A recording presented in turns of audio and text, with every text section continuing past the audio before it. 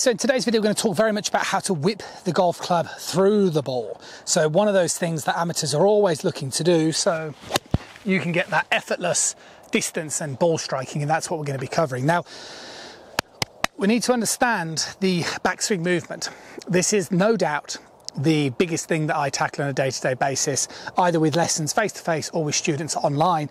And I'm going to summarize it in this lesson as loading the shoulder. Now, what does that mean? What we don't want in the backswing is just an endless movement, okay? So what I mean by this is we don't want to flare this trail foot out. We don't want to just go with the idea that we want to turn as much as we can. We don't want everything working at the same time, because if you do that, all that will happen is that there'll be nothing to turn into, nothing to load into. Might feel nice and easy moving like this. It might feel nice and relaxed, but if you're somebody who hits it kind of like that with no compression, then this is the problem. So what we're going to do is going to switch it up a little bit. First thing you're going to do in that setup position is make sure this foot, this trail foot, is perpendicular towards your target line. The second thing you're going to do is make sure you understand that yes, we are going to be turning the pelvis in the backswing, but we're going to be trying to turn it in towards a bent leg.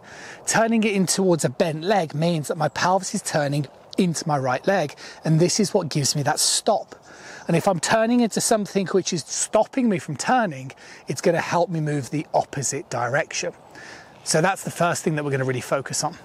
Then what you'll notice when you start practicing this is if you put the club across your shoulders and you do this, you'll kind of go, okay, yeah, I feel a little bit more rigidity, and you feel like there's a little bit more of a load. Great. What about your arms? The arms is the same thing. If you kind of went with the concept that you're trying to keep your arms as straight as you can throughout the swing, that would be a good thing to do. So the one thing you want to avoid is excessive bending. And the reason why is because that sort of thing will happen. If you imagine you've got to try and keep this club head as consistently low to the ground as you possibly can.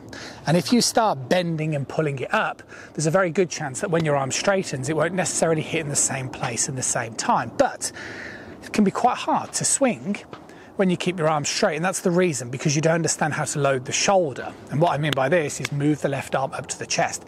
And I can guarantee you don't know this, because with a lot of people I meet, they don't do this movement correct. Your trail hand is responsible for lifting your lead arm up. You make a swing, lead hand only, you'll find it very difficult to elevate your left arm any higher than roughly about sort of parallel.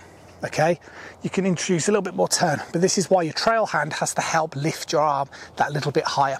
And that way you can really get that feeling of that left arm getting closer towards your chest, and all of a sudden you've moved away from this sort of freewheeling swing into something now which has a lot more load. There's more load into the ground because you've changed your feet position. There's more load into the ground again because you've changed how you pivot.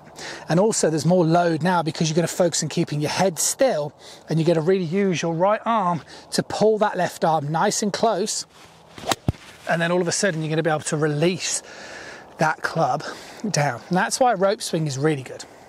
Okay, and a swing buddy is really well made, meaning you can do lots of repetition. And because this thing is the length of a 7-iron, you can focus on allowing this thing to hit the ground, and it's a really good way of getting practice. And that's the feeling that you're after.